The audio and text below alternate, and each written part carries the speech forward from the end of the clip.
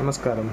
I wish to share with you a stotram composed by Sachidananda Shivabhinava Narasimha Bharati Swamigal on Mahaganapati.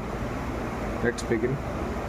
Saragilokadurlabham viragilokapoojitam surasurairnamaskritam jarapamrityunashakam giram gurum shriyam harim jayanti yatpadarchakaha नमामितं गणाधिपं कृपापयः पयोनिधिं गिरीन्द्रजामुखाम्बुजप्रमोददानभास्करं करीन्द्रवक्त्रमानताघसङ्घवारणोद्यतं सरीसृपेशबद्धकुक्षिमाश्रयामि सन्ततं शरीरकान्तिनिर्जिताब्जबन्धुबालसन्ततिम् शुकादिमौनिवन्दितं गकारवाच्यमक्षरं प्रकाममिष्टदायिनं सकामनम्रपङ्क्तये चकासतं चतुर्भुजैर्विकासिपद्मपूजितं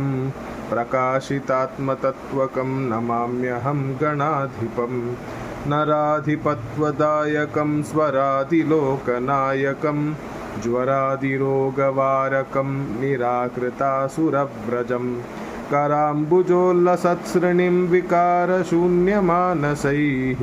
हृदा सदा विभावितं मुदा नमामि विघ्नपं क्षमापनोदनक्षमं समाहितान्तरात्मनां सुमाधिभिः सदार्चितं क्षमानिधिं गणाधिपं रमाधवादिपूजितं यमान्तकात्मसम्भवं शमादिषड्गुणप्रदं नमामि तं विभूतये गणाधिपस्य पञ्चकं नृणामभीष्टदायकं प्रणामपूर्वकं जनाः पठन्ति ये मुदायुताः भवन्ति ते विदां पुरः प्रगीतवैभवाचवात् चिरायुषोऽधिकश्रियः सुसूनवो न संशयः।